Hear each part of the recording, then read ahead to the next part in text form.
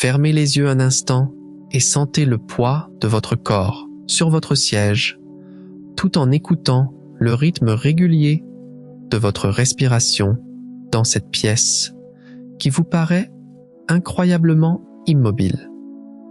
Pourtant, cette sensation de stabilité absolue n'est qu'un mensonge rassurant. Au-delà de vos murs, notre univers déploie une immensité si écrasante et un vide si profond que notre esprit est totalement incapable d'en saisir la véritable échelle. Face à ces distances insondables, notre conception intuitive du mouvement s'effondre. Vous pensez sans doute que voyager à la vitesse de la lumière serait la clé ultime. Aujourd'hui, nous allons voir ce qu'est réellement ce cosmos et pourquoi, même si nous parvenions à nous déplacer à cette limite absolue, ce ne serait toujours pas assez rapide. La vérité que nous devons affronter est vertigineuse. Bien que la vitesse de la lumière représente la limite absolue de notre univers, face à l'immensité de l'espace, cette vitesse est désespérément lente pour un véritable voyage interstellaire. La réalité est simple.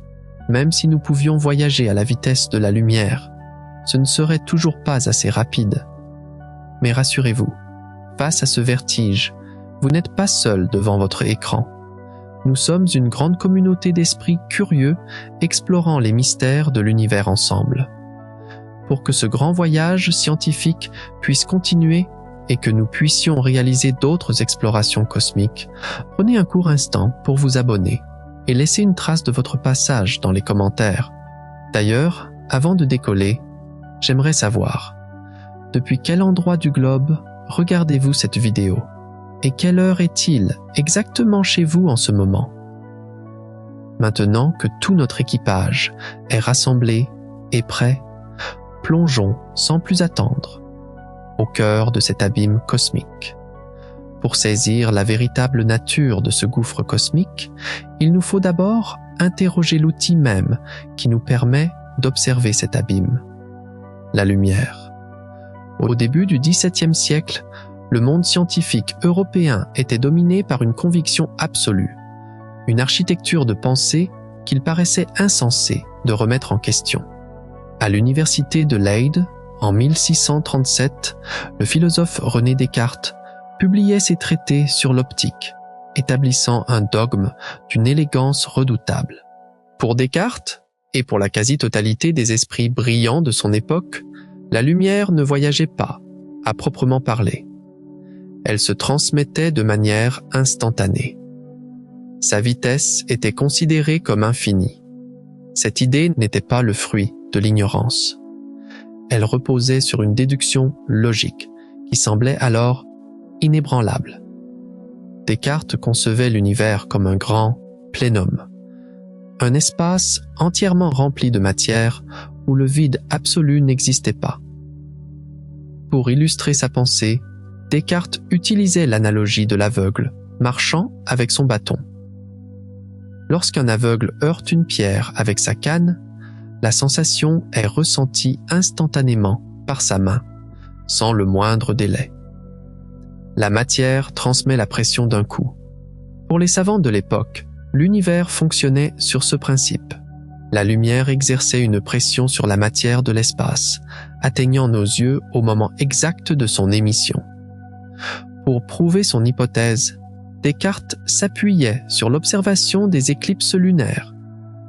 Il argumentait que si la lumière mettait véritablement du temps à nous parvenir, le mouvement orbital de la Terre engendrerait des décalages temporels. Si la lumière traînait en chemin, nous devrions observer des ombres désynchronisées et des alignements célestes visuellement impossibles. Puisque le ciel nocturne se présentait dans une harmonie géométrique parfaite, la conclusion paraissait incontestable. La lumière était une présence immédiate. L'univers entier partageait le même présent. Pourtant, dans ce ciel théorique si rassurant, un premier doute allait germer. En 1638, à l'Académie de Florence, Galilée refusait de se contenter de ces séduisants arguments philosophiques. Il exigeait une preuve empirique. Galilée concevait alors une expérience d'une simplicité désarmante, la toute première tentative pour chronométrer la lumière. Le protocole était le suivant. Galilée et son assistant devaient se positionner sur 2 collines de la campagne toscane, séparées par environ 1 mille. Au cœur de la nuit, chacun tenait une lanterne munie d'un cache de bois opaque. Galilée ouvrait le cache de sa lanterne. Dès que son assistant l'apercevait sur la colline opposée, il devait réagir instantanément et ouvrir la sienne pour renvoyer le signal. En mesurant le temps écoulé, Galilée espérait déduire la vitesse de la lumière. Imaginez la scène, le vent froid sur les collines, l'œil rivé sur l'horizon noir, le claquement sec du cache de bois, puis l'attente. Mais cette attente fut fantomatique. Le rayon de retour semblait jaillir au moment exact où la première lumière était dévoilée. L'expérience fut un échec retentissant. La distance d'un seul mille était ridicule, et les réflexes humains trop lents pour capturer une telle vélocité. Ironiquement, cet échec empirique renforça les convictions de l'époque. Si Galilée ne parvenait pas à détecter le moindre décalage, c'était bien l'ultime preuve que la lumière bondissait d'un point à un autre sans durée. La vitesse infinie de la lumière resta la loi, incontestée de la physique. Il fallut attendre 1676 à l'Observatoire de Paris pour qu'une véritable fissure apparaisse sur l'édifice de ce dogme. L'astronome danois, Ole Rømer, passait d'innombrables nuits glaciales, l'œil collé à l'oculaire de ses longs télescopes de laiton. Il n'étudiait pas la lumière, mais le balai mécanique des satellites de Jupiter, en particulier sa lune Io. Rømer notait avec minutie l'instant exact où ce petit point lumineux plongeait dans l'ombre massive de la planète géante pour en ressurgir plus tard. À force d'analyser ces innombrables données, Rømer remarqua une anomalie mathématique profondément troublante, une irrégularité qui n'avait aucun sens. Lorsque la Terre, dans sa course autour du Soleil, se rapprochait de Jupiter, les éclipses de Io semblaient se produire en avance sur les prévisions. À l'inverse, lorsque la Terre s'éloignait de Jupiter, ces mêmes éclipses accusaient un retard flagrant. Après des mois de compilation, Rømer finit par calculer que le retard cumulé atteignait l'incroyable durée d'environ 22 minutes. C'était une pure hérésie astronomique. L'horlogerie céleste n'admettait pas de tels caprices. Soit la lune Io accélérait et ralentissait de manière magique au gré des saisons terrestres, soit il se passait quelque chose d'insaisissable dans l'océan de vide qui séparait la Terre de la géante gazeuse. Rømer eut alors une intuition fulgurante. Si la lune Io tournait de manière régulière, alors ce retard de 22 minutes ne provenait aucunement de la lune en elle-même. Ce qui prenait du retard, c'était l'image même de cette lune, voyageant jusqu'à l'œil de l'astronome. La lumière, cet agent que l'on croyait instantané, prenait en réalité du temps pour traverser l'espace supplémentaire créé par l'éloignement de la Terre. Pour la première fois dans l'histoire, Ole Rømer osait affirmer que la lumière possédait une vitesse finie, et non infinie. En extrapolant ces résultats, il calcula que cette célérité devait avoisiner les 220 000 km par seconde. La découverte était monumentale. Pourtant, elle se heurta à un mur d'incrédulité. Le directeur de l'Observatoire de Paris, Giovanni Domenico Cassini, rejeta violemment cette théorie. Pour lui, le dogme cartésien était indéboulonnable. Cassini soutenait publiquement que cette apparente irrégularité devait s'expliquer par d'autres facteurs, suggérant des perturbations atmosphériques ou une instabilité orbitale encore incomprise de Jupiter. La communauté scientifique se retrouva déchirée. D'un côté, le poids d'une logique philosophique affirmant l'instantanéité absolue. De l'autre, un astronome danois pointant du doigt un décalage irréfutable dans le ballet des lunes lointaines. Un malaise profond s'installa. Le doute était définitivement semé. Si le dogme de la lumière instantanée représentait la vérité absolue, et si la vision de Descartes dictait véritablement la loi de l'univers, pourquoi le ciel semblait-il soudainement contredire ses fondations mathématiques, en cachant mystérieusement 22 minutes de retard dans l'immense vide interplanétaire? La réponse à cette troublante énigme de 22 minutes allait redéfinir notre place dans le cosmos. Le dogme cartésien d'une lumière instantanée s'était effondré face aux froides mathématiques des orbites planétaires. La lumière avait bel et bien une limite de vitesse, mais cette solution engendrait un vertige d'une toute autre nature. Si la lumière prenait du temps pour voyager, alors regarder loin dans l'espace signifiait regarder loin dans le passé. Le ciel nocturne n'était plus un présent partagé, mais un musée d'images fantomatiques. Restait alors une question écrasante. Quelle était la taille réelle de ce musée? Jusqu'au début du XXe siècle, l'humanité n'avait aucune idée de l'échelle de l'univers. Le cosmos se résumait à notre propre Voie lactée. Tout allait changer en 1912, dans les bureaux austères de l'observatoire du collège de Harvard. L'astronome Henrietta Swan Leavitt, membre d'un groupe de femmes brillantes, souvent reléguées aux calculs fastidieux, passait ses journées courbées sur d'innombrables plaques photographiques de verre du petit nuage de Magellan. Leavitt étudiait une catégorie d'étoiles palpitantes, nommée les variables céphéides. Avec une perspicacité hors du commun, elle remarqua que les céphéides les plus brillantes clignotaient plus lentement. Elle venait de découvrir une relation logarithmique stricte entre la période de pulsation d'une étoile et sa véritable luminosité. En comparant l'éclat réel d'une étoile à son éclat perçu depuis la Terre, on pouvait enfin calculer sa distance exacte. Leavitt venait d'offrir à l'humanité sa toute première règle cosmique, la chandelle standard. Pendant ce temps, à l'observatoire Lowell, Vesto Slipher pointait un spectrographe sensible fixé sur une lunette de 24 pouces vers ce que l'on appelait alors des nébuleuses spirales.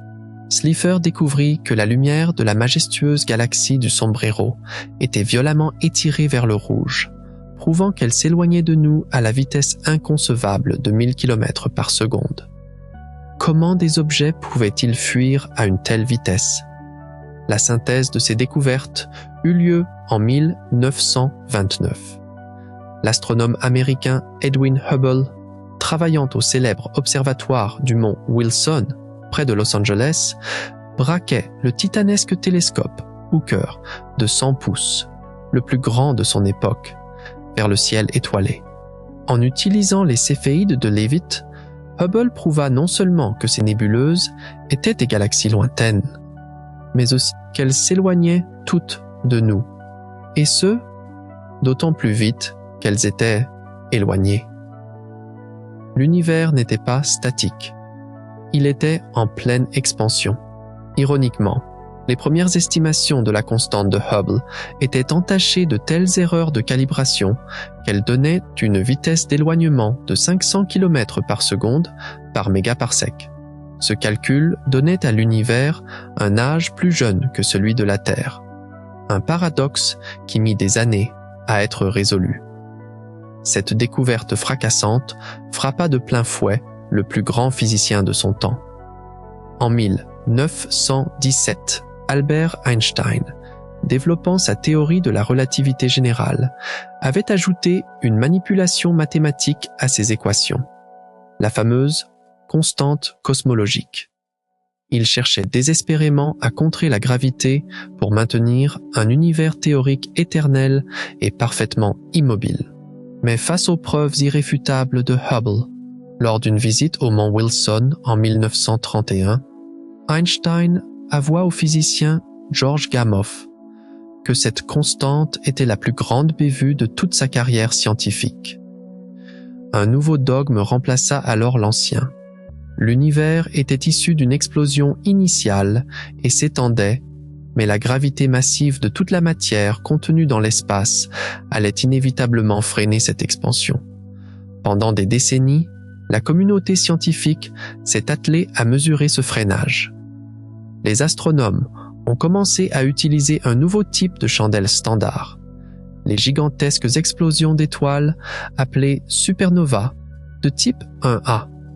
Ce phénomène survient lorsqu'une étoile naine blanche dépasse une masse critique exacte, le fameux seuil de Chandrasekhar, d'1,44 fois la masse de notre Soleil.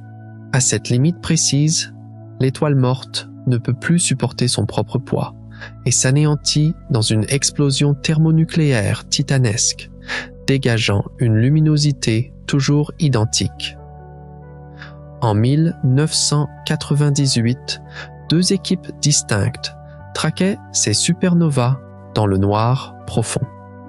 D'un côté, le Supernova Cosmology Project, mené par Saul Perlmutter, passait au crible des dizaines d'images. De l'autre, l'équipe AIZ, dirigée par Brian Schmidt et Adam Rees, analysait indépendamment ses propres données depuis l'Australie et le Chili. Lorsque les résultats tombèrent, le choc fut d'une violence inouïe. Les supernovas lointaines observées par les 2 équipes apparaissaient de 10 à 25% plus faibles que ce que les modèles d'un univers en décélération prédisaient. La seule conclusion mathématiquement tenable était une pure folie. L'expansion de l'univers ne ralentissait pas. Elle accélérait. L'astronome renommé Alan Sandage fut l'un des premiers à protester vigoureusement, persuadé qu'il s'agissait d'une grotesque erreur de calibration. Pourtant, les chiffres étaient têtus. Quelque chose dans l'abîme cosmique poussait les galaxies les unes loin des autres, étirant le tissu même de l'espace avec une violence croissante. Le cosmologiste Michael Turner baptisa cette force mystérieuse l'énergie sombre. Les données modernes, notamment celles du satellite européen Planck en 2018, ont par la suite impitoyablement confirmé ce cauchemar cosmologique. Cette énergie fantôme constitue 68% de l'intégralité de notre univers. La matière que nous connaissons n'est qu'une poussière résiduelle. Ce n'était pas la première fois que l'univers nous humiliait par son absurdité. En 1964, dans le New Jersey, 2 radioastronomes, Arno Penzias et Robert Wilson, tentaient désespérément d'éliminer un sifflement parasite sur leur gigantesque antenne en forme de cornet. Persuadés que le bruit venait d'interférences terrestres, ils passèrent des heures ingrates à nettoyer les épaisses couches de fientes, de pigeons, accumulées dans l'instrument.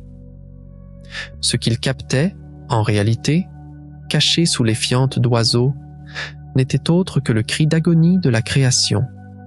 Le fond diffus cosmologique rayonnant à une température résiduelle de 2,7 Kelvin.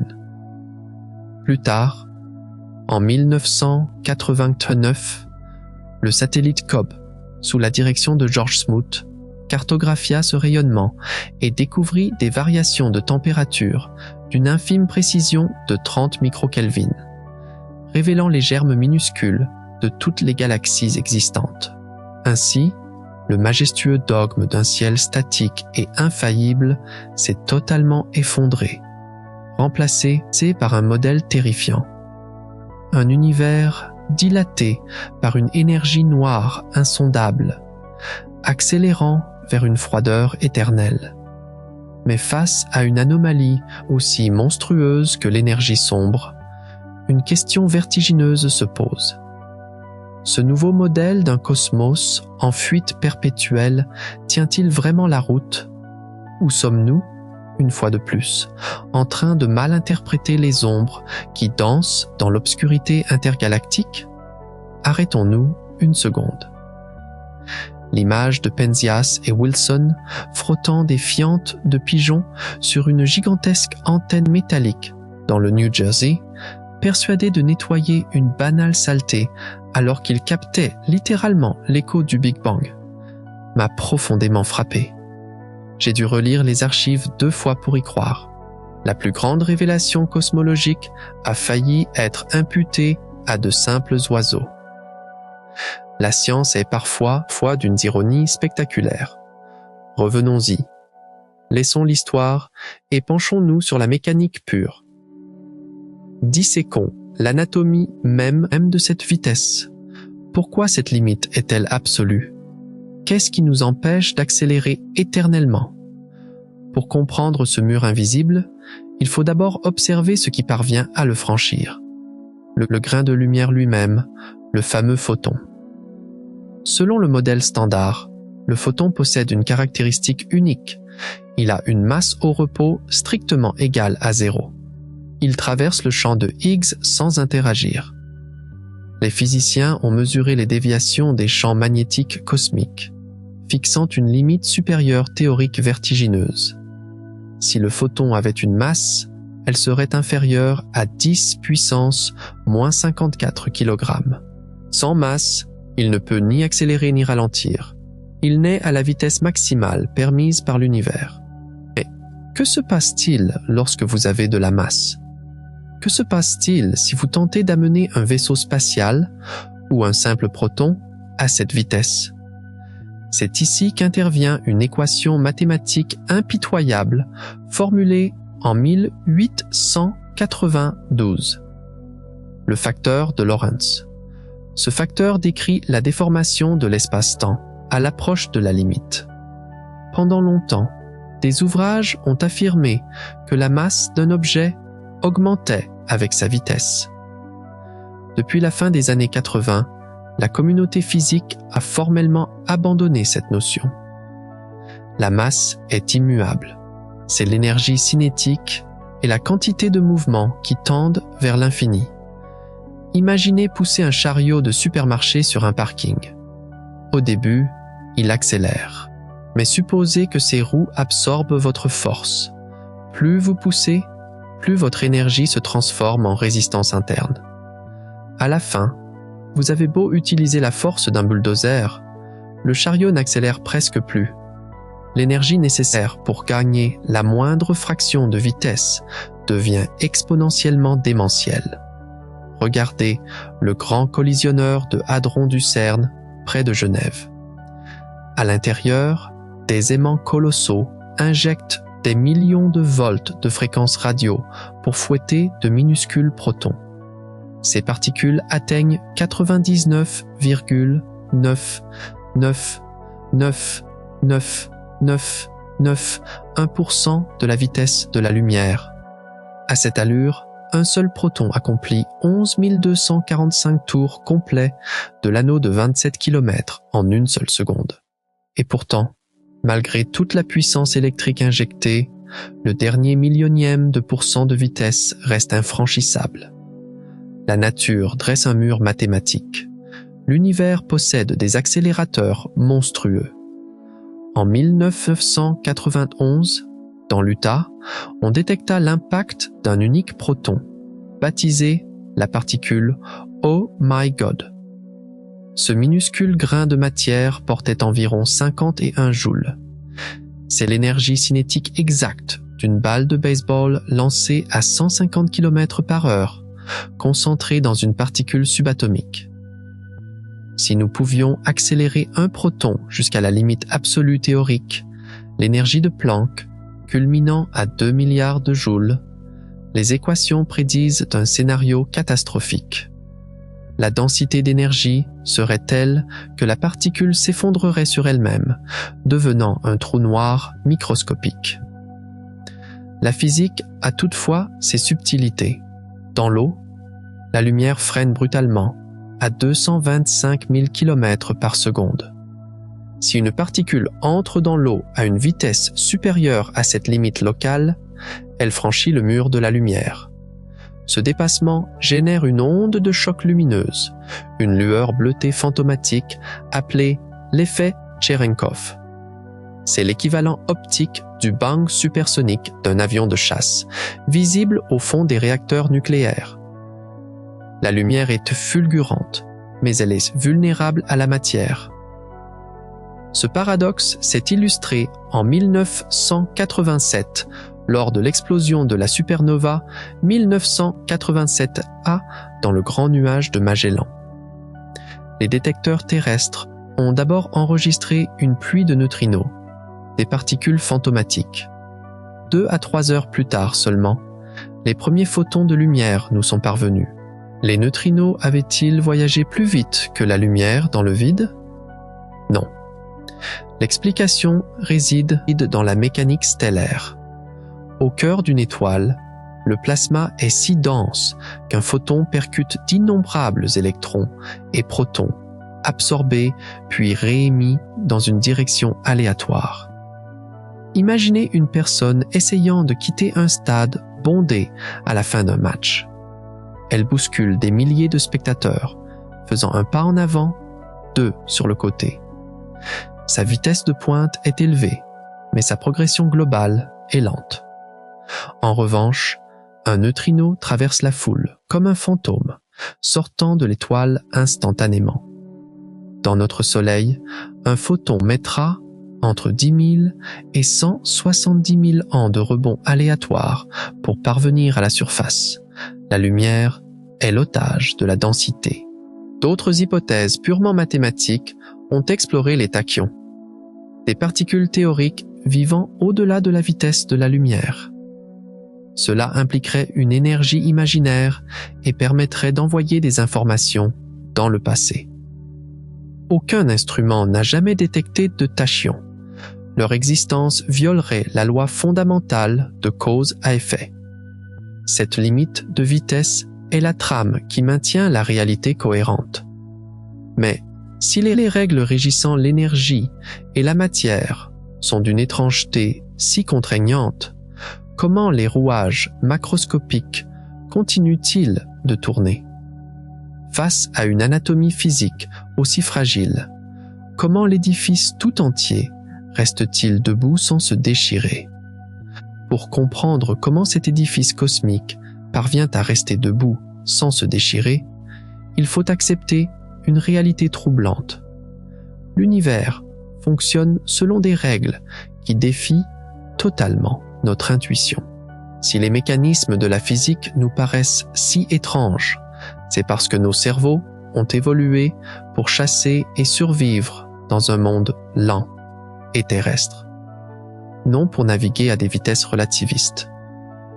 Dès lors, pour saisir la véritable nature de la lumière et du cosmos, nous devons impérativement détruire les mythes tenaces qui encombrent notre imagination.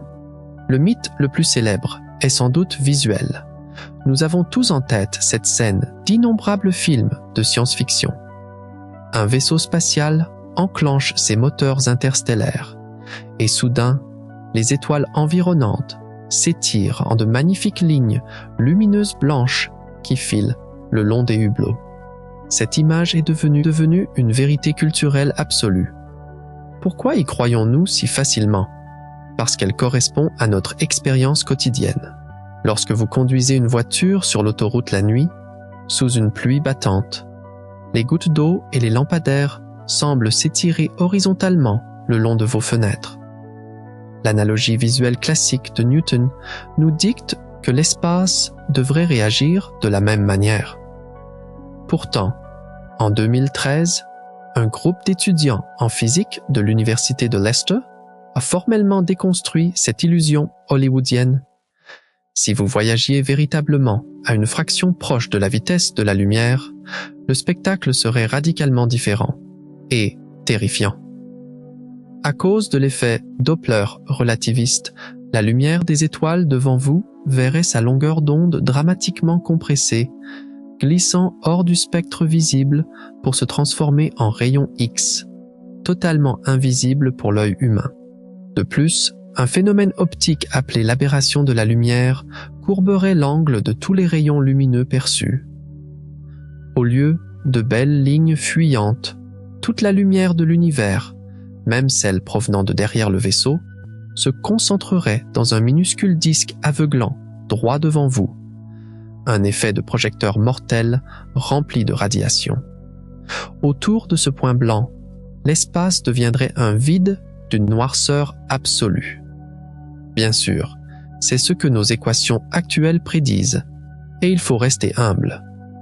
Notre compréhension des extrêmes optiques pourrait encore s'affiner dans un siècle. Un autre mythe profondément ancré concerne notre perception du temps. Depuis Isaac Newton, nous imaginons le temps comme un grand métronome cosmique, battant la même seconde, de la même manière partout dans l'univers. C'est parfaitement logique à notre échelle. Une montre à Paris tourne au même rythme qu'une horloge à Tokyo. Mais la relativité a pulvérisé cette idée. Le temps n'est pas une constante, c'est une ressource élastique.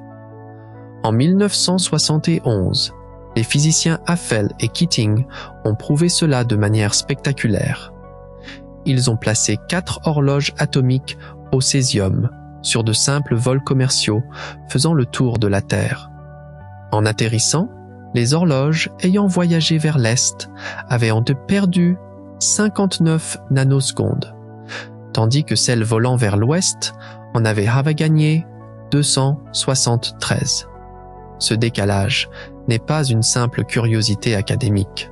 Aujourd'hui, les horloges atomiques de nos satellites GPS en orbite rapide ralentissent de 7 microsecondes chaque jour par rapport à nous à cause de leur vitesse, mais accélèrent de 45 microsecondes parce qu'elles subissent une gravité terrestre plus faible. Le bilan net est une avance de 38 microsecondes par jour. Si les ingénieurs ne corrigeaient pas quotidiennement cette étrange dérive relativiste dans le code informatique, les applications de navigation de nos téléphones accumuleraient une erreur de positionnement d'11 km en une seule journée, rendant le système totalement inutilisable. Ce phénomène de dilatation temporelle est souvent illustré par le fameux paradoxe des jumeaux, formulé en 1911 par le physicien Paul Langevin. L'histoire raconte qu'un jumeau part dans l'espace à une vitesse folle et revient sur Terre pour découvrir que son frère a vieilli beaucoup plus vite que lui. La croyance populaire attribue cette jeunesse conservée uniquement à la vitesse de croisière du vaisseau. Mais c'est une lecture incomplète. Tant que le vaisseau file à vitesse constante, chaque jumeau voit l'horloge de l'autre ralentir. La véritable rupture de symétrie, la clé du paradoxe, ne réside pas dans la vitesse pure, mais dans l'accélération violente. Lorsque le vaisseau fait demi-tour, le jumeau voyageur subit une force gravitationnelle, un écrasement physique, qui le fait changer de référentiel. C'est cette violence de l'accélération qui fige définitivement sa jeunesse. Enfin, il faut abattre le plus grand mythe cosmologique de tous, l'idée que l'univers grandit à l'intérieur de quelque chose.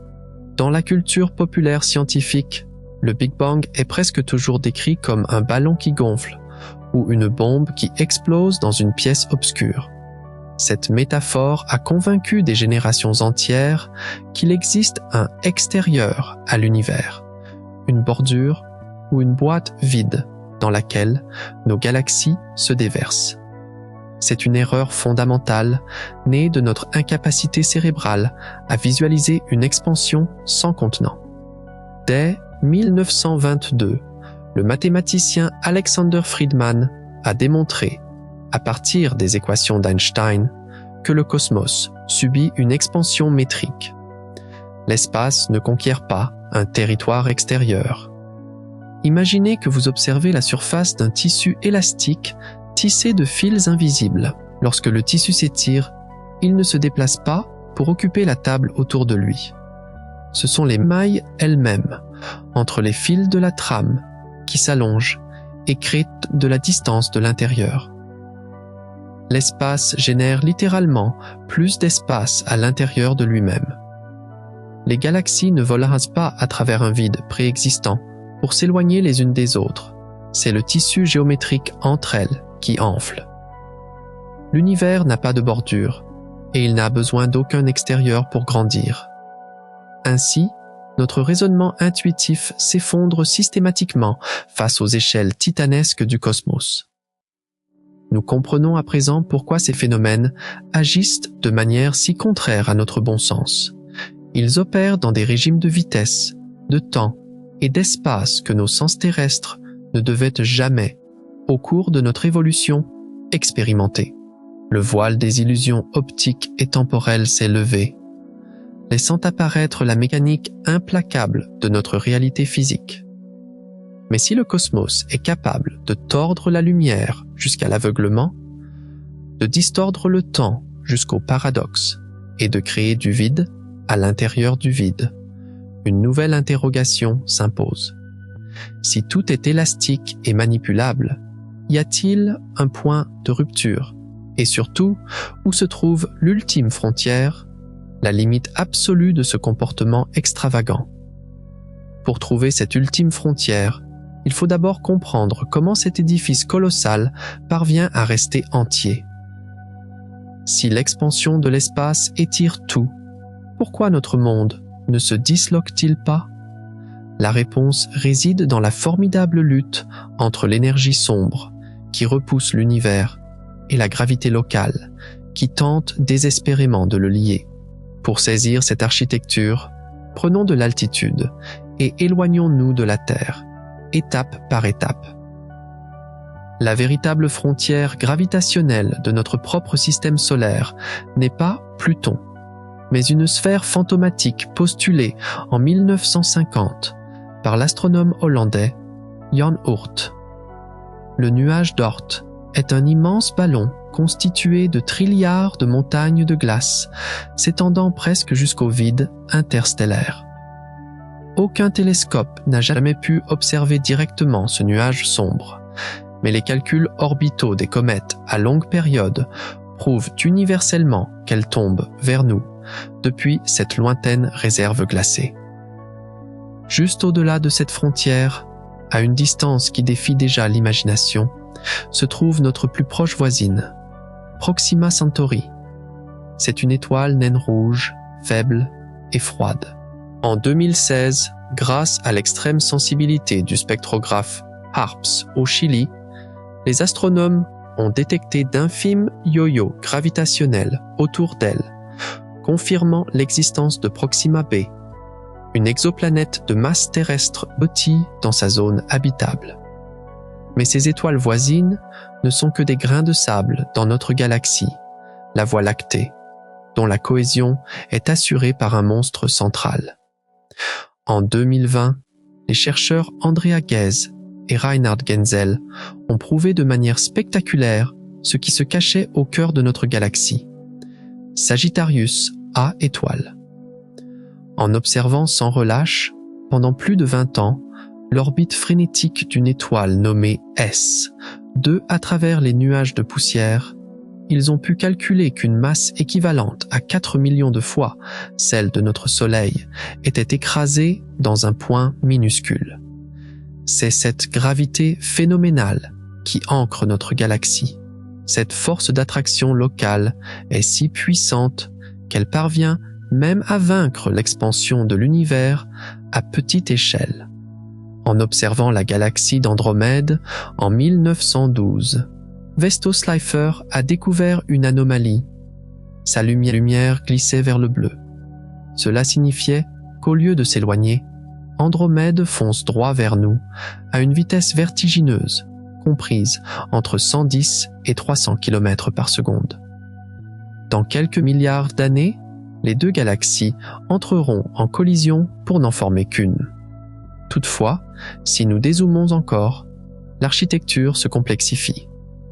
En 2014, l'équipe de Brent Tully à Hawaï a cartographié notre voisinage cosmique pour révéler l'Aniakea, un superamas dont le nom signifie « paradis incommensurable ». L'Aniakea regroupe 100 000 galaxies. Les chercheurs n'ont pas seulement regardé où elles se trouvaient, mais comment elles se déplaçaient. Imaginez la pluie tombant sur un immense massif montagneux. Selon le versant où l'eau atterrit, elle ruisselle vers des vallées différentes, formant de vastes bassins versants. L'Aniakea fonctionne exactement ainsi. Les galaxies coulent comme des fleuves lumineux le long d'invisibles vallées gravitationnelles, toutes attirées vers une cuvette centrale gigantesque baptisée le Grand Attracteur.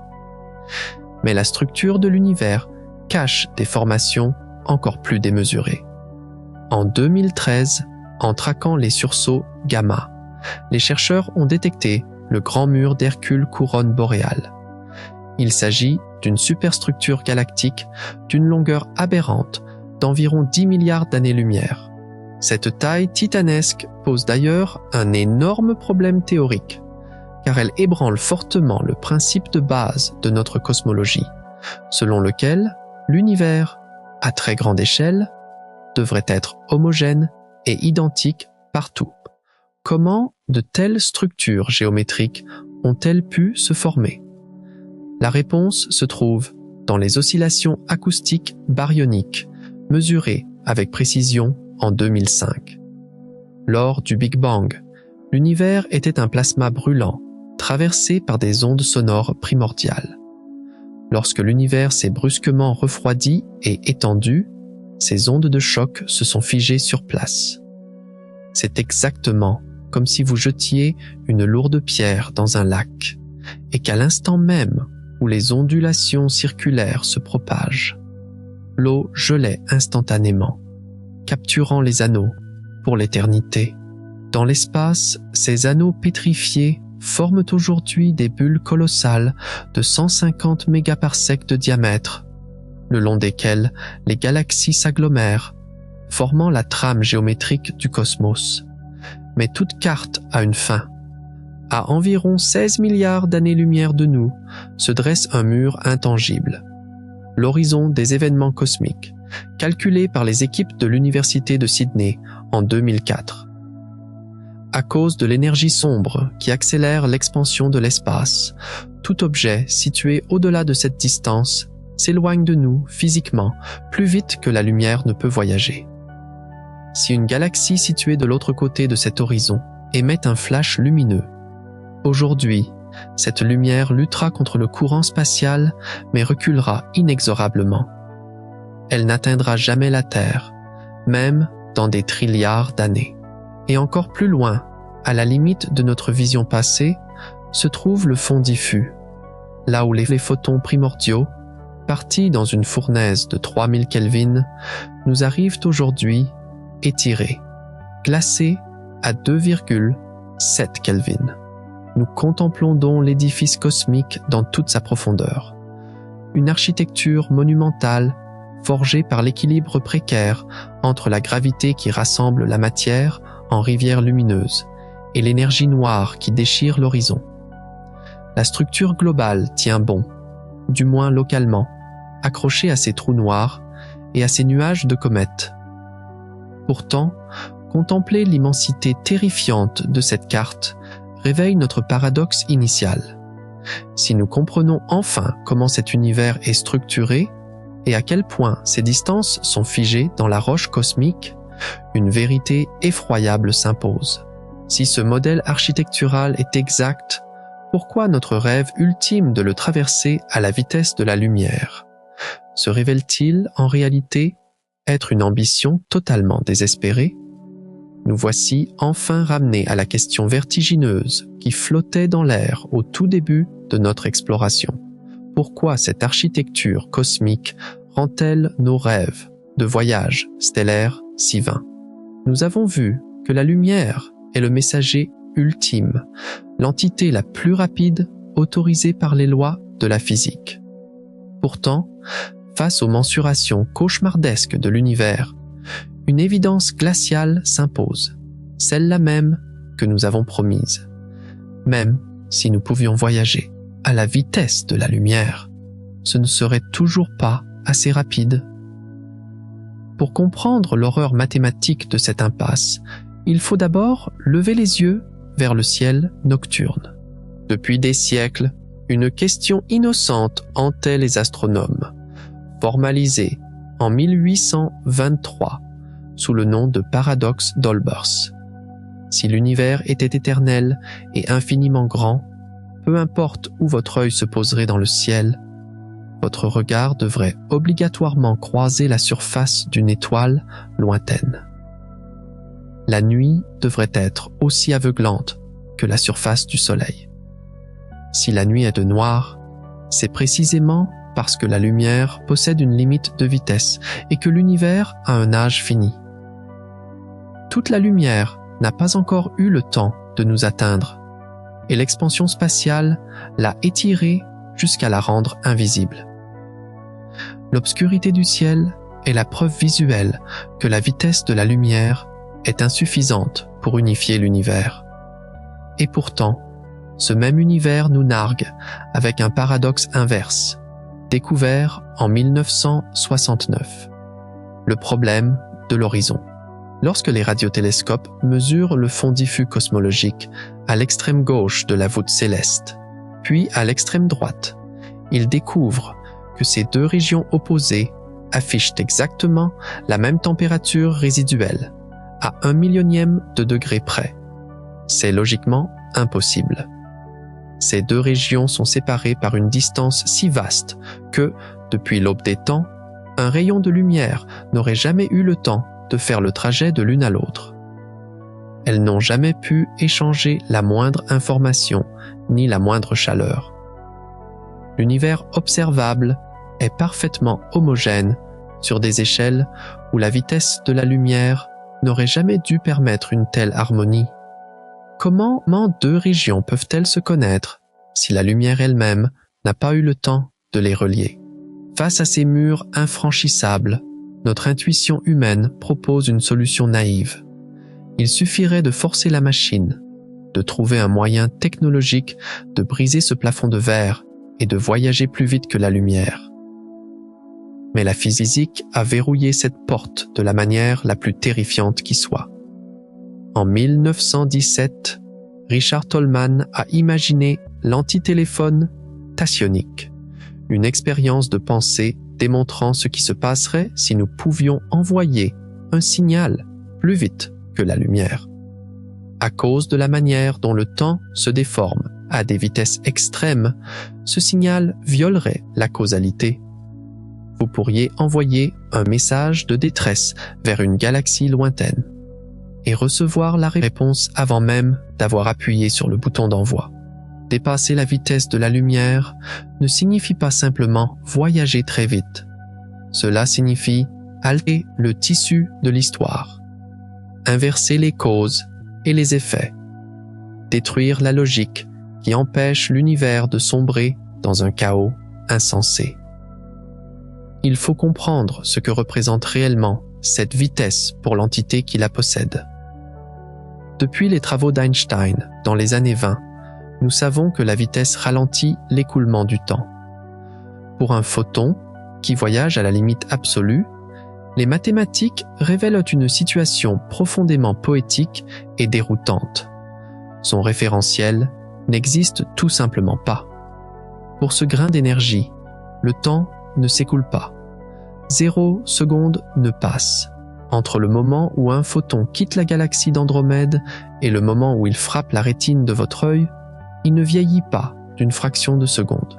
De son point de vue impossible, le départ et l'arrivée sont un seul et unique événement instantané. Mais pour nous, observateurs biologiques, ancrés dans notre lenteur, ce même trajet a duré des millions d'années. C'est ici que le grand paradoxe cosmique se referme sur nous. Imaginons que nous soyons capables de construire un vaisseau ultime, un navire miraculeux capable d'atteindre les fameux 299 792 km par seconde. Nous ciblons une galaxie lointaine et nous partons. L'intuition nous rassure. Puisque nous nous déplaçons à la vitesse maximale de la réalité, peu importe si la distance se compte en milliards d'années-lumière, nous finirons inexorablement par arriver. Le temps de trajet sera immense, mais géométriquement, mathématiquement, l'arrivée est une certitude. La vérité est infiniment plus cruelle. Nous n'arriverons jamais. Pas dans 1 milliard d'années, pas dans 1 trilliard d'années. Jamais. pendant que notre vaisseau file courageusement à travers le vide à la vitesse de la lumière. L'énergie sombre, que nous avons mentionnée plus tôt, dilate la structure même du vide qui nous sépare de notre destination. Pensez à un simple tapis roulant de course dans une salle de sport. Imaginez que vous courez sur ce tapis à votre sprint absolu, à la limite physiologique d'un être humain. Mais ce tapis n'est pas normal.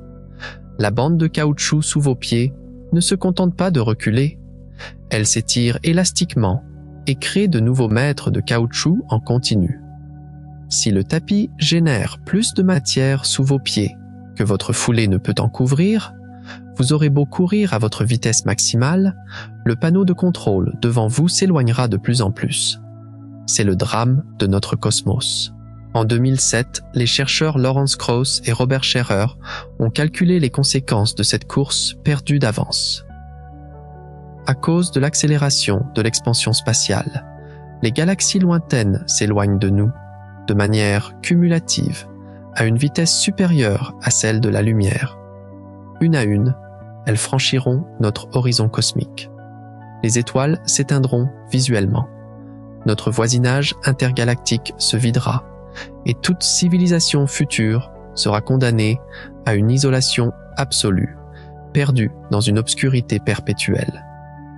Mais un vertige insoutenable surgit de ces équations. Nous venons de dire que la vitesse de la lumière était la limite sacrée, le plafond de verre indépassable de l'univers protégeant la causalité elle-même. Comment est-il alors possible que de vulgaires galaxies s'éloignent de nous plus vite que cette limite, sans détruire la physique? Si rien, absolument rien, ne peut briser la vitesse de la lumière, comment l'univers lui-même réussit-il cet exploit mathématique pour se déchirer? Comment l'univers peut-il se déchirer plus vite que la lumière sans briser la loi fondamentale d'Einstein? La réponse exige de nous un profond changement de perspective, un abandon de nos réflexes de pensée terrestre. Souvenez-vous du tapis roulant de la salle de sport.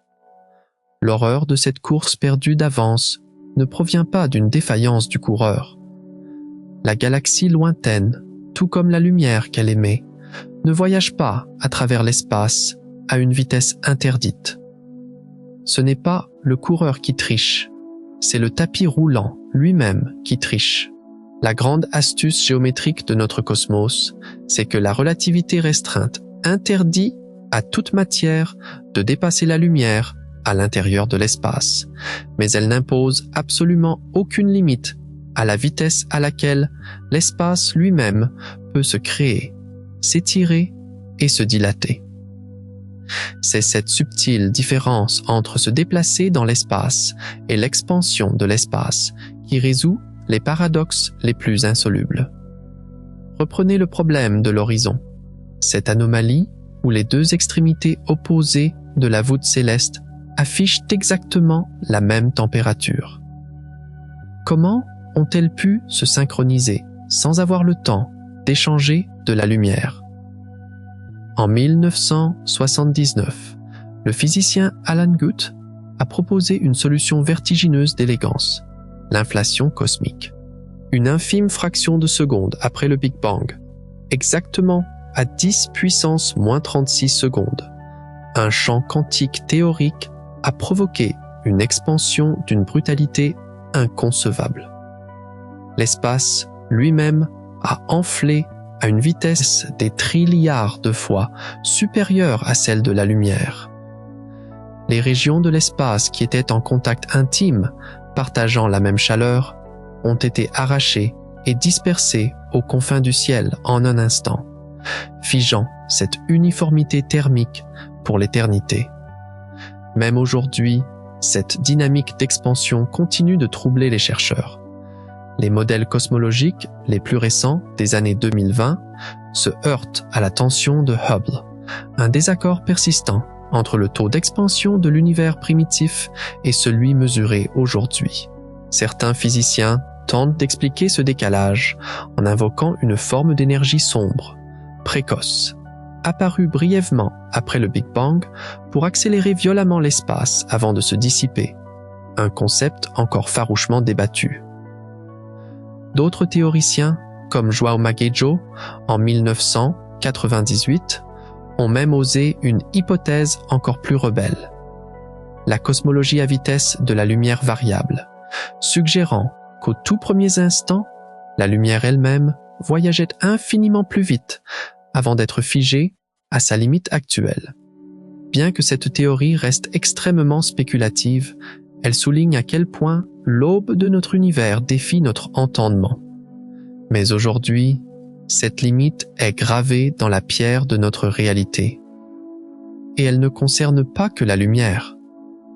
La vitesse de la lumière est en réalité la vitesse de la causalité, la vitesse maximale de toute interaction. En août 2017, cette vérité a résonné d'une manière grandiose. Les détecteurs LIGO et Virgo ont capté les ondes gravitationnelles issues de la violente collision de deux étoiles à neutrons. 130 millions d'années-lumière plus loin, ces vagues déformant le tissu de l'espace, accompagnées de rayons gamma, ont frappé la Terre avec un écart de seulement 1,7 secondes. La gravité, cette force invisible qui sculpte les galaxies, voyage exactement à 299 792 km par seconde. Pas un kilomètre de plus, pas un de moins. L'univers entier est synchronisé sur ce battement de cœur. Face à cette cage mathématique inviolable, l'esprit humain a naturellement cherché des failles, espérant contourner la règle sans la briser. En 1994, le physicien Miguel Alcubierre a publié une démonstration mathématique prouvant qu'il était techniquement possible de voyager plus vite que la lumière sans jamais dépasser la limite locale. Le concept du moteur de distorsion consiste à écraser littéralement le tissu de l'espace devant le vaisseau et à le dilater derrière lui. Le vaisseau resterait parfaitement immobile dans une petite bulle d'espace plat, surfant sur une vague d'espace-temps. Dès 1985, Kip Thorne calculait la viabilité des trous de verre, ou pont d'Einstein-Rosen, des raccourcis traversant la trame de l'univers pour relier deux points éloignés. En 1995, le physicien Sergueï Krasnikov a imaginé une autre structure fascinante, le tube de Krasnikov. Dans cette théorie, un vaisseau spatial laisserait derrière lui un sillage de distorsion temporelle. Le voyage aller prendrait des millénaires, mais pour le retour, le vaisseau utiliserait son propre tube déformé pour rentrer presque instantanément. Cependant, comme toutes ces architectures mathématiques, ce tube engendre des paradoxes temporels redoutables, permettant d'arriver avant d'être parti, détruisant à nouveau le principe inébranlable de causalité. La nature exige toujours un tribut. Pour que la bulle d'Alcubierre fonctionne, ou pour maintenir la gorge d'un trou de verre ouverte sans qu'elle ne s'effondre, les équations exigent un carburant qui n'appartient pas à notre expérience macroscopique. La matière exotique possédant une densité d'énergie négative. Cette énergie négative n'est pourtant pas une pure fiction. En 1997, au Laboratoire national de Los Alamos, Steve Lamororo a mesuré avec précision l'effet Casimir. En plaçant deux plaques de métal d'une planéité parfaite à moins d'un micron de distance dans le vide absolu, il a observé qu'elles étaient mystérieusement poussées l'une vers l'autre. L'espace extrêmement confiné limitait l'apparition de particules virtuelles, créant une région où l'énergie était inférieure à celle du vide environnant, une forme microscopique d'énergie négative. Le théoricien Klaus Scharnhorst a même calculé qu'un photon traversant cette minuscule zone d'énergie négative pourrait théoriquement dépasser très légèrement la vitesse absolue de la lumière, bien que l'imprécision quantique rende cette variation impossible à exploiter. Passer de ce murmure quantique à la construction d'un moteur stellaire relève d'une utopie écrasante. La réalité est que l'espace n'est pas une toile de fond vide que l'on peut plier à volonté. C'est une substance tissée de liens abyssaux. Dans les années 80, les expériences d'Alain Aspect ont prouvé le théorème de Bell, démontrant que deux particules quantiques intriquées réagissent instantanément l'une à l'autre, quelle que soit la distance. Cette intrication fantomatique a récemment trouvé une explication révolutionnaire. En 2013, Juan Maldacena et Leonard Susskind ont formulé l'hypothèse ER égale EPR. Selon cette idée prodigieuse, les trous de verre et l'intrication quantique ne sont qu'une seule et même chose. La trame même de l'espace-temps serait tissée et cousue par des trilliards de particules intriquées. Et c'est ici, dans ce silence majestueux, que se dissout notre vertige. Nous comprenons enfin pourquoi notre rêve était vain. La vitesse de la lumière n'est pas une limitation imposée à nos moteurs. Elle est la vitesse même à laquelle la réalité parvient à coudre ses propres événements. La vitesse à laquelle l'univers tisse les fils de la causalité. Même si nous construisions le vaisseau parfait, nous ne serions que de l'encre cherchant à fuir le papier. L'univers n'est pas une carte statique à conquérir. C'est un océan vivant qui dilate ses propres rivages beaucoup plus rapidement que le plus rapide des nageurs ne pourra jamais fendre ses ondes. L'impossibilité de notre voyage interstellaire ne vient pas d'un manque de vitesse, mais de la nature même de la toile cosmique qui s'étend sous nos pieds, plus vite que nous ne pourrons jamais courir. Cette limite sacrée est scellée, indissociable de notre existence. Mais si nous sommes à jamais prisonniers des lois de ce maillage géométrique, une ultime curiosité nous étreint. Face à une architecture aussi majestueusement contraignante, jusqu'où s'étend véritablement cette prison cosmique dans laquelle nous sommes enfermés? Jusqu'où s'étend véritablement cette prison cosmique dans laquelle nous sommes enfermés? Face à cette question, le cerveau humain capitule. Le mot gigantesque perd tout son sens.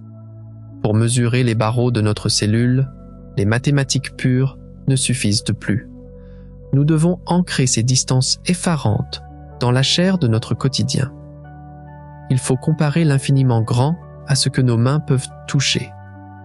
Commençons par la vitesse brute, rythmée par le battement de votre propre cœur. Chez un adulte au repos, il s'écoule environ 0,8 secondes entre deux pulsations cardiaques. Dans ce battement, une voiture de Formule 1 lancée à pleine vitesse avance de 80 mètres. Un avion de chasse supersonique franchit un demi-kilomètre. Mais dans ce même minuscule battement de cœur, un rayon de lumière fait 6 fois le tour complet de l'équateur terrestre. Cette vélocité est foudroyante. Et pourtant, à l'échelle céleste, elle devient d'une lenteur désespérante. Pensez à la durée d'une chanson pop standard. La lumière met 8 minutes et 20 secondes pour voyager du Soleil à la Terre, soit le temps d'écouter 2 chansons consécutives. Mais pour que cette même lumière, filant toujours à sa vitesse maximale, atteigne la planète naine Pluton, aux confins glacés de notre système, il lui faut près de 4 heures et demie. C'est l'équivalent d'écouter 70 à 80 chansons d'affilée dans vos écouteurs. Une éternité musicale de solitude pure traversant un vide absolu. Si la lumière est trop abstraite, prenons une simple voiture. Imaginez conduire un véhicule standard, filant à 100 km/h de manière constante et capable de rouler en ligne droite vers les cieux. À cette allure de croisière autoroutière, atteindre notre propre lune vous prendrait environ 160 jours de conduite ininterrompue. Toucher la surface bouillonnante du Soleil exigerait 170 années de voyage. Quant à franchir les frontières du système solaire, à traverser le mystérieux nuage d'Oort, il vous faudrait rouler pendant plus de 30 millions d'années.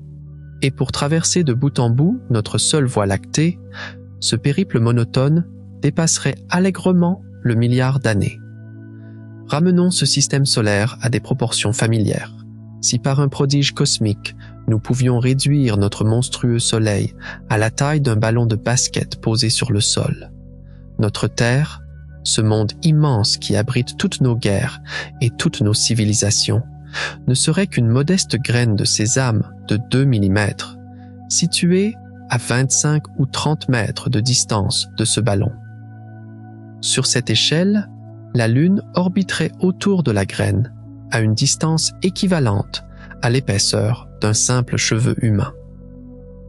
Notre monde n'est qu'un grain suspendu à un cheveu. Et pourtant, si vous vouliez marcher jusqu'à l'étoile la plus proche, Proxima Centauri, à cette même échelle du ballon de basket, il vous faudrait parcourir la distance titanesque de 7000 km.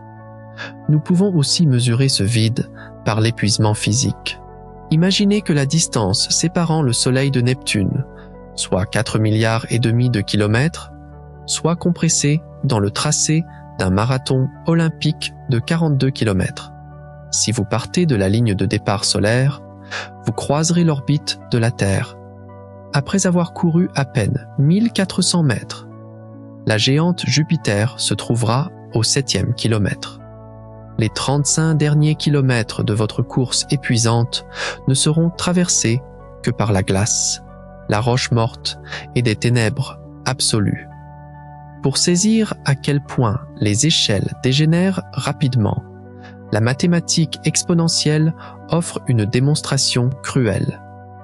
Imaginez prendre une simple feuille de papier au format A4 et pouvoir la plier sur elle-même indéfiniment. À chaque pliure, l'épaisseur double.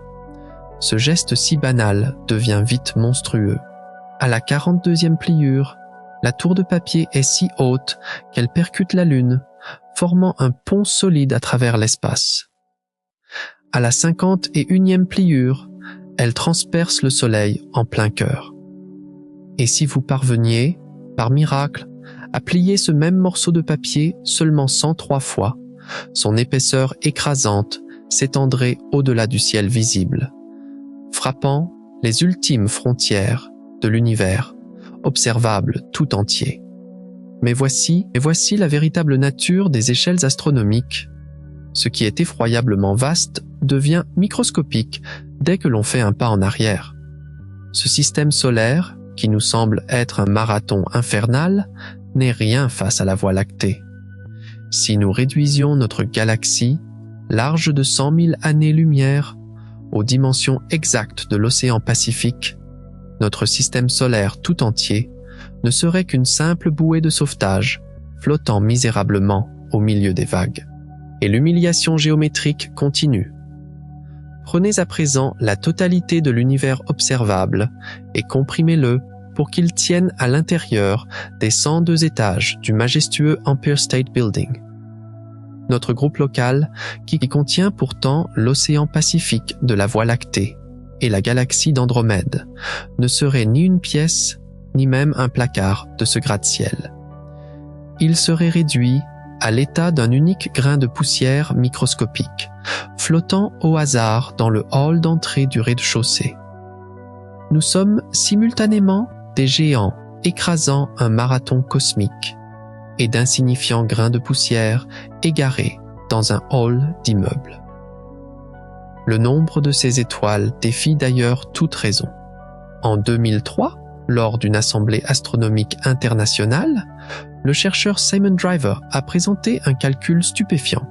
Le nombre d'étoiles dans l'univers observable s'élève à environ 70 trilliards, soit un 7 suivi de 22 zéros.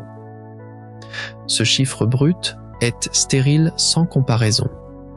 Il y a, dans l'univers, 10 fois plus d'étoiles qu'il n'y a de grains de sable sur l'absolue totalité des plages et des fonds marins de notre planète Terre.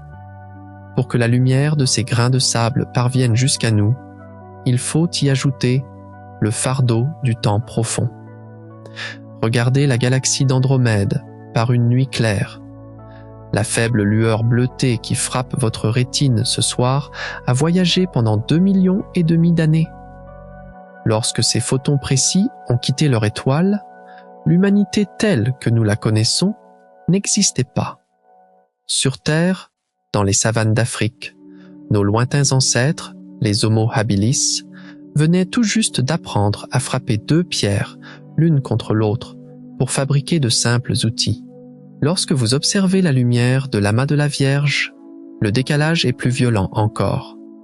Cette lumière a mis 54 millions d'années pour nous atteindre. À l'instant exact où elle s'est élancée dans le vide cosmique, les puissants dinosaures avaient déjà disparu depuis 12 millions d'années. Les premiers mammifères primitifs, nos véritables ancêtres, émergeaient à peine de l'ombre des fougères pour conquérir une planète ravagée. Et si vous captez le fond diffus cosmologique, vous observez des ondes parties il y a 13,8 milliards d'années. Ce gaz infernal, qui brûlait alors à 3000 Kelvin, s'est étiré avec la trame de l'espace pour atterrir dans nos antennes sous la forme d'un murmure glacé à 2,7 Kelvin. Conquérir un tel espace avec notre technologie semble désespéré. L'engin le plus rapide jamais construit par l'homme, la sonde Parker Solar Probe de la NASA, a atteint en 2023 la vitesse vertigineuse de 635 000 km/h. Pour un humain, c'est incompréhensible. Mais à l'échelle cosmique, cette sonde se traîne à seulement 0,06% de la vitesse de la lumière.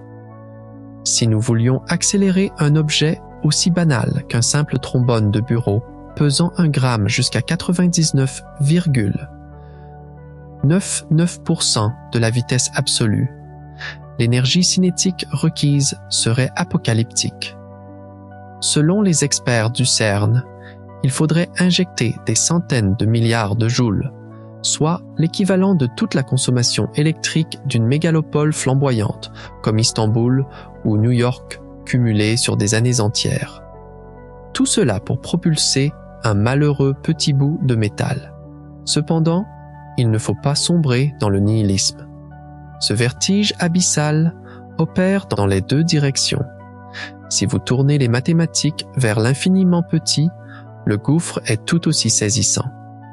Un être humain moyen est environ 10 milliards de fois plus grand qu'un simple atome. Nous sommes, pour nos propres cellules, des entités d'une immensité quasi divine. Et cet atome, à son tour, est 10 trilliards de fois plus grand que la plus petite dimension physique possible, la longueur de Planck, située à 10 puissance moins 35 mètres. L'humanité n'est donc pas perdue dans les bas-fonds de l'échelle cosmique. Nous nous tenons fièrement en parfait équilibre, exactement à mi-chemin entre l'infini astronomique et le vide quantique. Nous mesurons l'univers. Nous connaissons son poids, son âge et la distance exacte qui sépare la graine de sésame du ballon de basket. Mais une évidence troublante émerge de toutes ces certitudes. Nous ne sommes que des êtres biologiques, cloués au sol, dotés d'yeux fragiles et d'une durée de vie dérisoire. Alors, si cet univers est si atrocement vaste, et si les étoiles sont plus nombreuses que les grains de sable, comment diable avons-nous pu peser le trou noir central de notre galaxie? D'où viennent ces chiffres? Et surtout, avec quelle stupéfiante machine avons-nous osé défier les ténèbres pour arracher ces secrets au néant? D'où viennent ces chiffres? Et avec quelle machine avons-nous osé défier les ténèbres? Si nous sommes d'insignifiants grains de poussière biologique, notre esprit, lui, a su forger des yeux de métal et de silicium capables de percer la toile de l'univers.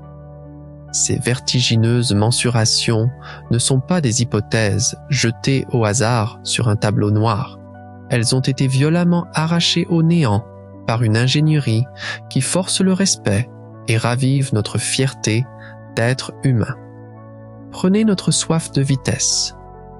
Pour mesurer la violence de notre propre étoile, la NASA a lancé la sonde Parker Solar Probe. Comment mesure-t-on sa vélocité? En traquant les infimes décalages Doppler de ces signaux radio vers la Terre. Lors de ses survols, et notamment en 2024, l'engin a fracassé le record humain en atteignant 635 000 km/h, soit un peu plus de 190 km par seconde. Imaginez la salle de contrôle, plongée dans un silence angoissé. Les ingénieurs attendant un signal radio retardé par la distance, sachant que leur fragile création plonge dans la couronne solaire. Le bouclier thermique en carbone de la sonde affronte directement une fournaise de 1370 degrés Celsius. La limite de cette merveille est brutale. 1 degré de trop, une erreur d'angle d'un cheveu, et la machine fondrait instantanément, réduisant nos ambitions en cendres. Pour scruter l'obscurité écrasante du monstre tapi au cœur de notre galaxie, nous avons dû ruser avec l'espace lui-même. En 2022, la collaboration du télescope de l'horizon des événements, ou EHT, a publié la première image du trou noir Sagittarius A, étoile. La méthode est un exploit de synchronisation, l'interférométrie à très longue base. En utilisant des horloges atomiques réglées à la milliseconde près, les astronomes ont virtuellement relié des dizaines d'antennes radio dispersées du pôle sud jusqu'aux montagnes du Chili et de l'Espagne, créant ainsi un unique télescope fictif de la taille de la planète Terre. Cette méthode a permis d'atteindre une résolution de 20 microsecondes d'arc. C'est l'équivalent de distinguer un simple fruit posé sur la surface de la Lune depuis notre jardin.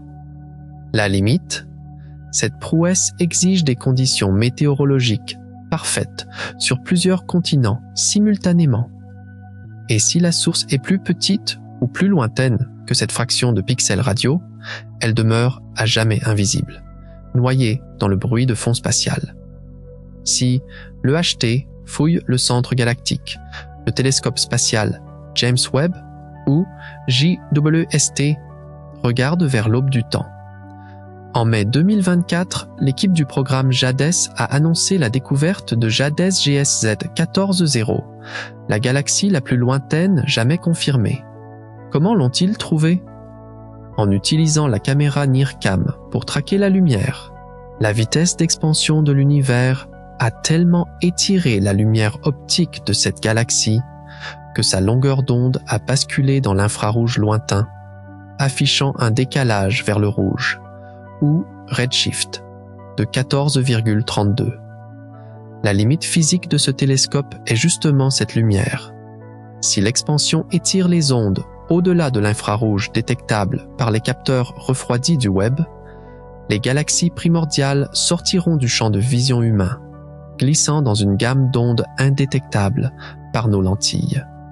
Mais peut-être que la plus grande révélation récente provient de l'instrument spectroscopique pour l'énergie sombre, le projet DAISY. En avril 2024, ce consortium a publié les résultats époustouflants de sa première année d'observation. La méthode consiste à observer 6 millions d'objets extragalactiques pour cartographier les traces laissées par les ondes sonores primordiales, les fameuses oscillations acoustiques baryoniques, sur 11 milliards d'années.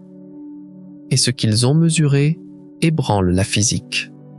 Les données suggèrent que l'énergie sombre, cette force qui déchire l'univers, n'est pas une constante immuable comme le pensait Einstein, mais qu'elle pourrait s'affaiblir lentement avec le temps. L'instrument, cependant, possède une limite frustrante. Il ne voit pas l'énergie sombre elle-même. Il ne peut que mesurer son ombre, son effet gravitationnel indirect sur la distribution des galaxies lointaines. Pour écouter les frissons de la gravité, la collaboration LIGO et Virgo a entamé en 2023 sa 4e campagne d'observation. Ces immenses tunnels laser traquent les ondes gravitationnelles. Pour contrer le bruit quantique qui parasite les miroirs, ils utilisent la compression quantique de la lumière. Malgré cette ingénierie, la limite terrestre est implacable. En dessous d'une fréquence de 10 Hz, la machine devient complètement aveugle. Un vent soufflant sur la croûte terrestre ou de minuscules secousses sismiques noient les signaux cosmiques, rendant la Terre trop bruyante pour écouter les trous noirs les plus lourds. Pour traquer les fantômes cosmiques, l'humanité a construit l'observatoire IceCube. Enfoui sous plusieurs kilomètres de glace pure en Antarctique, ce laboratoire capte les neutrinos. La méthode est d'une ingéniosité folle. Lorsque ces particules percutent exceptionnellement la glace, elles déclenchent de minuscules flashs bleutés, l'effet Cherenkov, capté par des milliers de sphères de verre. En 2023, l'équipe a enfin cartographié le flux de neutrinos de la Voie lactée. Imaginez les chercheurs bravant le froid polaire, écoutant le ciel depuis les entrailles gelées de la Terre. Mais la limite de IceCube est amère. Pour espérer voir le cosmos, les capteurs doivent ignorer l'avalanche de parasites générés par notre propre atmosphère. En filtrant ce bruit de fond, la machine devient incapable de détecter les neutrinos de faible énergie. Nous ne sommes donc pas ignorants. Nous avons des yeux dans la glace de l'Antarctique, des lentilles dans le froid de l'espace et des lasers mesurant le frémissement des atomes. Nous avons triomphé du temps pour cartographier le berceau de la réalité. Mais ce triomphe nous amène au bord d'un nouveau précipice. Malgré tous ces instruments majestueux, face à la totalité de la structure cosmique, qu'est-ce qui nous échappe encore? Quelle est l'ampleur exacte de ce que nous ne voyons toujours pas? Quelle est l'ampleur exacte de ce que nous ne voyons toujours pas? L'accumulation de tous ces instruments monumentaux pourrait nous donner l'illusion flatteuse d'une domination intellectuelle. Pourtant, chaque nouvelle lentille braquée sur le cosmos ne fait qu'illuminer les immenses rivages de notre propre ignorance. Mais dans la méthode scientifique, l'inconnu n'est jamais un échec ni une faiblesse. C'est le carburant même de la découverte, le véritable espace de travail de la pensée. Il est crucial, face à ce vide, de tracer une frontière stricte entre ce qui est prouvé, ce qui est supposé et ce qui divise farouchement les esprits. Prenez le rythme d'expansion de l'univers, épicentre de la crise cosmologique actuelle, la tension de Hubble. Le fait confirmé et indiscutable est qu'il existe une contradiction majeure entre nos instruments. L'équipe du prix Nobel Adam Riess mesure un taux d'expansion de 73 km par seconde par mégaparsec en observant les étoiles proches. Mais le satellite Planck, en regardant le fond diffus primordial, trouve une valeur de 67. La contradiction est mathématiquement irréconciliable. Pour colmater cette brèche, l'hypothèse de travail actuelle, nourrie par les récentes données du projet DESI, suggère que l'énergie sombre n'est pas constante, mais qu'elle a pu fluctuer, s'intensifiant brièvement après le Big Bang avant de s'affaiblir. Toutefois, l'interprétation de ces données devient hautement controversée.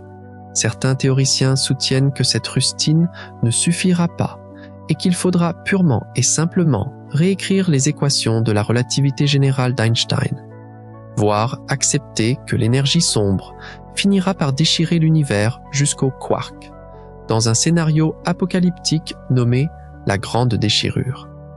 Nous savons que la tension est réelle, mais son origine reste un champ de bataille spéculatif. À l'autre extrémité de l'échelle des tailles, dans les ténèbres microscopiques, une autre guerre fait rage. Le fait strictement validé, c'est que la théorie de la relativité générale d'Einstein s'effondre totalement et perd tout sens mathématique lorsqu'elle atteint la taille de Planck, soit 10 puissance moins 35 mètres, particulièrement au centre des trous noirs. Pour réparer cette fracture, la communauté avance plusieurs hypothèses. À l'université d'Aix-Marseille, Carlo Rovelli et ses pairs défendent la gravité quantique à boucles, suggérant que l'espace n'est pas lisse, mais tissé de boucles discrètes insécables.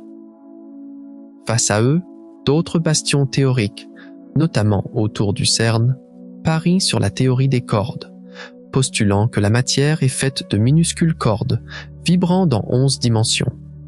Ce qui demeure atrocement controversé, c'est de savoir laquelle de ces deux architectures mathématiques décrit la réalité. À ce jour, aucune des deux n'a pu fournir la moindre preuve expérimentale définitive. Ce ne sont que de sublimes batailles d'équations. Il existe une autre énigme qui ébranle nos fondations, la constance des lois de la nature. Le fait solidement confirmé dans tous nos laboratoires terrestres est que la vitesse de la lumière et la constante de structure fine de l'électromagnétisme demeurent invariables jusqu'à la dernière décimale. Pourtant, l'hypothèse de la cosmologie à vitesse de la lumière variable propose que lors du Big Bang, cette vitesse était infiniment plus rapide. La controverse atteint son paroxysme avec les recherches du groupe de John Webb en 2020. En analysant la lumière d'antiques quasars extrêmement lointains, ils ont suggéré que les règles de la physique pourraient ne pas être identiques partout. Le débat est électrique. Posséderions-nous une asymétrie de l'axe cosmique, signifiant que les lois de l'univers changeraient subtilement d'un bout à l'autre de la voûte céleste? La communauté reste divisée, beaucoup attribuant ces résultats à des erreurs de calibration des télescopes plutôt qu'à une rupture des lois fondamentales. En relevant la tête vers la structure globale du cosmos, la forme même de la réalité vacille. Les mesures thermiques par satellite nous offrent un fait avéré. La courbure géométrique de notre univers observable est plate, s'approchant de zéro, avec une marge d'erreur infinitésimale. Fort de cette donnée, des physiciens explorent une hypothèse vertigineuse. L'univers pourrait posséder une topologie fermée, se repliant sur lui-même comme un gigantesque tore, sans aucun bord ni fin. Mais l'idée devient violemment controversée lorsqu'elle bascule vers le principe holographique. Selon ce débat brûlant, les 3 dimensions dans lesquelles nagent nos trilliards de galaxies ne seraient en réalité qu'une simple projection, un mirage généré par des informations quantiques encodées sur une surface bidimensionnelle lointaine enveloppant notre horizon cosmologique. Même dans notre voisinage galactique le plus immédiat, nous sommes aveugles. Le fait vérifié par les cartes de vitesse, c'est que notre Voie lactée est attirée à une vitesse folle vers une région mystérieuse appelée le Grand Attracteur. L'hypothèse veut qu'un superamas galactique titanesque se cache derrière le nuage de poussière de notre propre galaxie.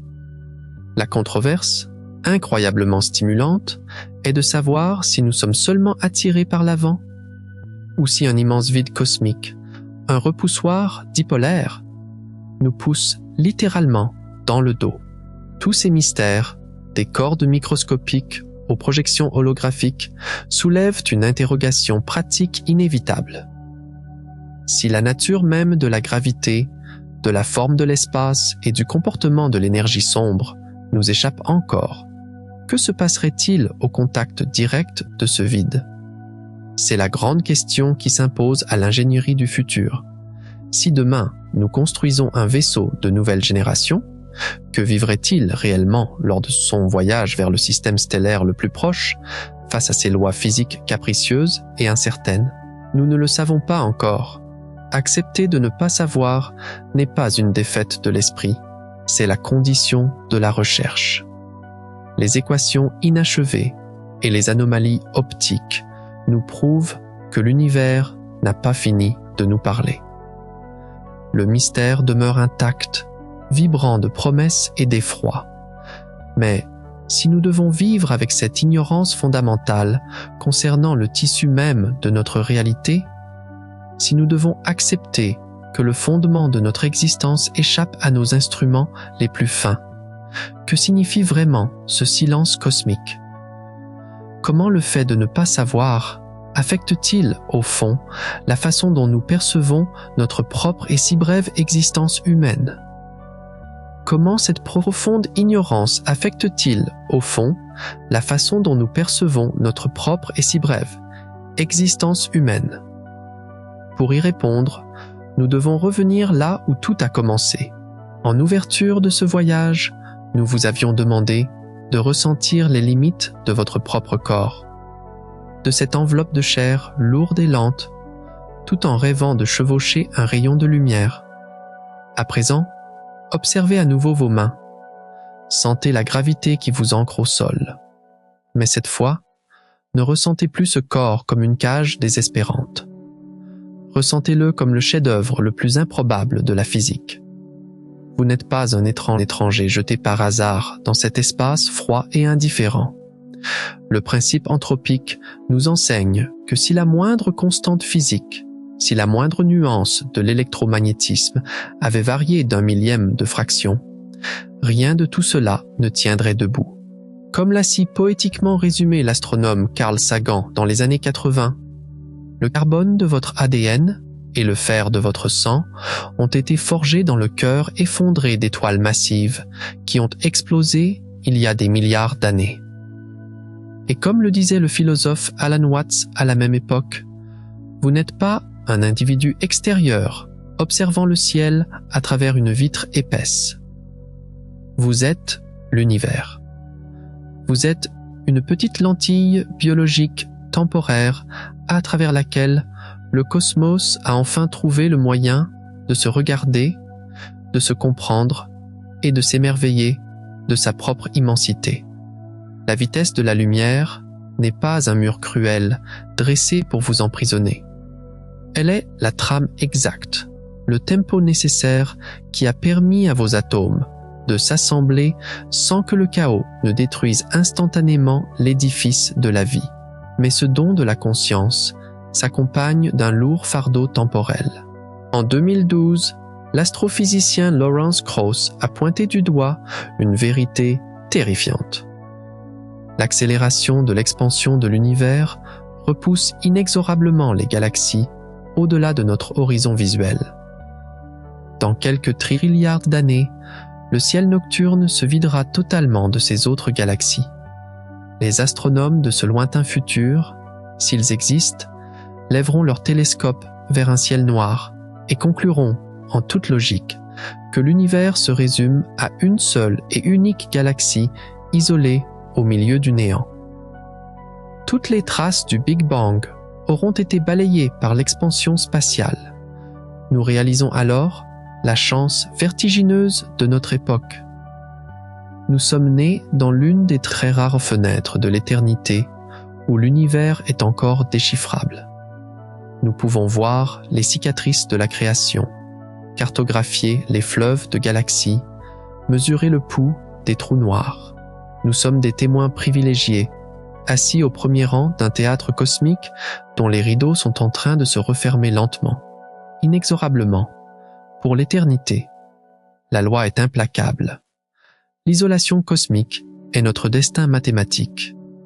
Même en voyageant à la vitesse de la lumière, nous ne pourrons jamais accoster sur les rivages de ces mondes qui fuient. L'univers finira par dissoudre ses propres paysages dans une froide obscurité, séparant chaque étoile par un silence infini, comme l'explorent aujourd'hui des auteurs de science-fiction tels que Liu Cixin. Mais si, confinés sur une poussière de roches bleues, écrasés par des dimensions inconcevables, nos esprits fragiles ont tout de même réussi à embrasser la taille, l'âge et la tragédie de l'entièreté du cosmos. Que sommes-nous réellement? Face à ce mur de lumière indépassable, sommes-nous simplement une vaine anomalie biologique, une étincelle éphémère condamnée à être oubliée par le vide? Ou sommes-nous le seul et unique regard dont l'univers avait besoin pour donner un sens à sa propre mathématique avant de s'éteindre à jamais? Pour continuer à explorer ensemble ces mystères fascinants, n'oubliez pas de vous abonner et de laisser un commentaire. D'ailleurs, partagez avec moi. Depuis quel pays écoutez-vous cette histoire et quel moment de la journée est-il là où vous vous trouvez? Dans notre prochain épisode, nous aborderons une question vertigineuse. Que vivrait un vaisseau de nouvelle génération lors de son voyage vers le prochain système